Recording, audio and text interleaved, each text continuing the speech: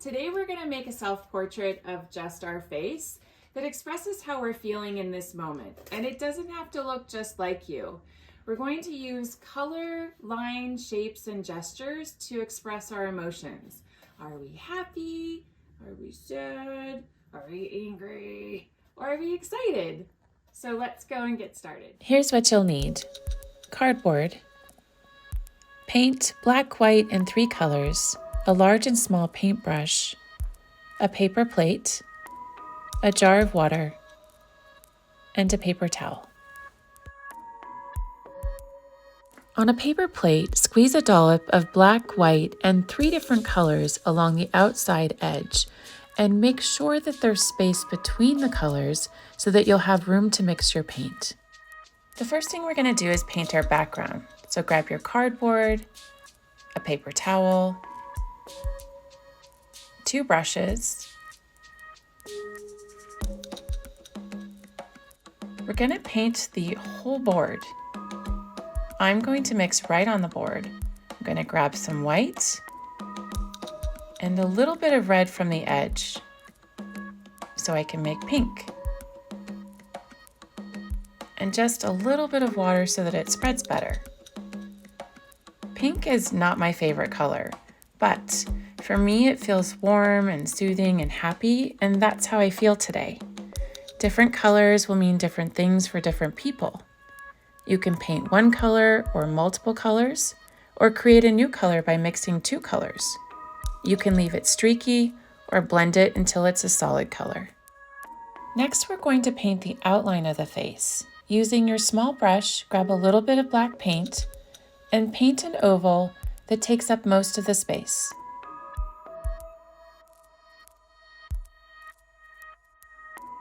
Before we start filling in the details, I'm going to show you some simple ideas for basic facial features.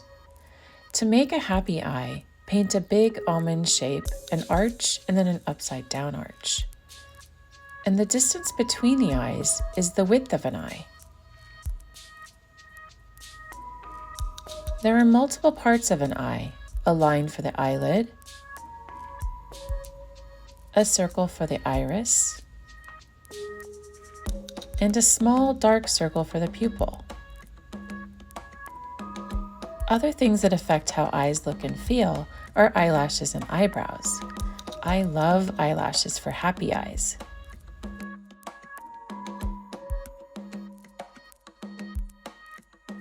If you want angry eyes, tilt the inside corner of the almond shape down to the center and the outside corner up. You can experiment with the lid, iris, and pupils.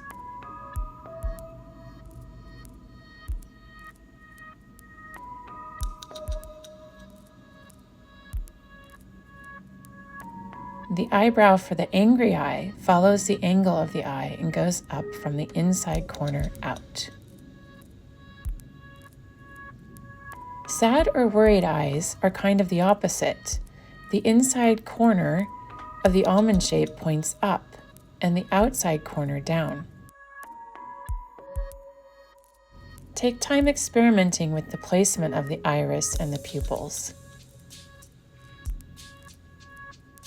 and the length or the thickness of the eyebrows. For a mouth, a very simple line can communicate a great deal. Just a straight line with 2 end caps is standard. A happy mouth can be made with a U shape.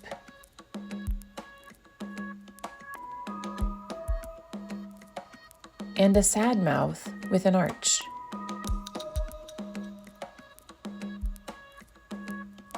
If you want a more detailed mouth, create a line like a mountain with 2 hills.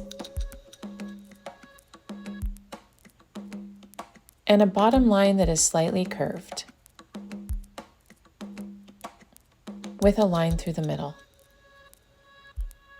A happy smiley mouth starts the same. The top line is like the mountain with 2 hills,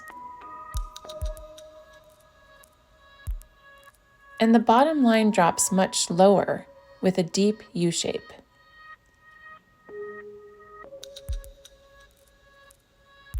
Place another line under the mountain and leave a space, and another line that follows the bottom curve.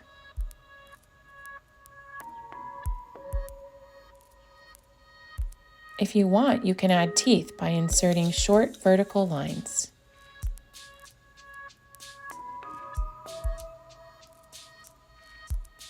And an unhappy mouth almost looks like an upside-down banana. For a simple nose, use a slanted L shape or a slanted hook with a little curve at the end. For a more detailed nose, make a U shape, add upside down C's. It almost looks like a smiley face. And then paint a hook on one side and a hook on the other.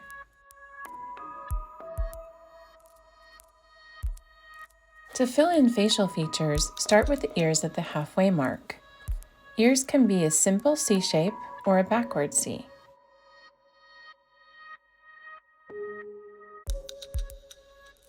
And the eyes start at the top of the ears.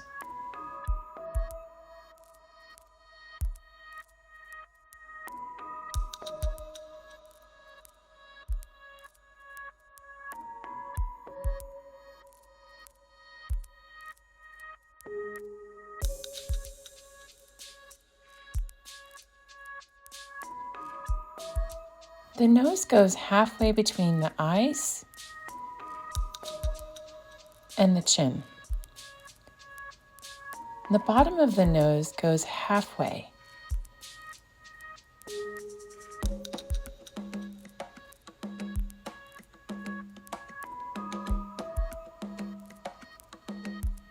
And the mouth goes halfway between the nose and the chin.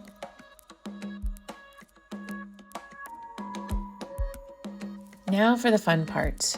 I'm painting my ear big and red because I hear a lot. I'm often taking in lots of information and sometimes it feels like it's burning.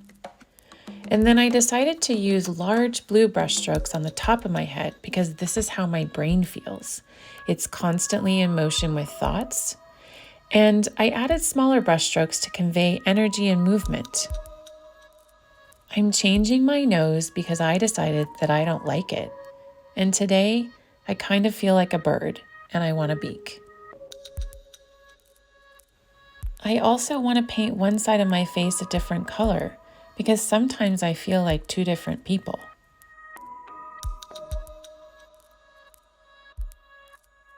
You can make your own choices about what to paint and where to paint it.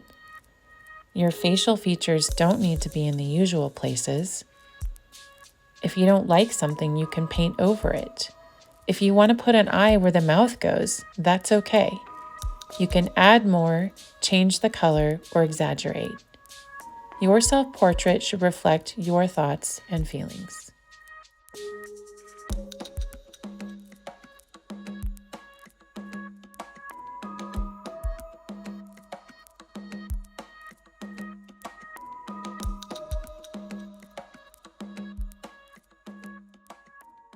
A self-portrait doesn't need to be a perfect representation of yourself. It doesn't need to look like a photo. Your skin could be green or multicolored, or maybe you have 2 mouths and 3 eyes on the side of your head, or maybe you can't see your facial features much at all.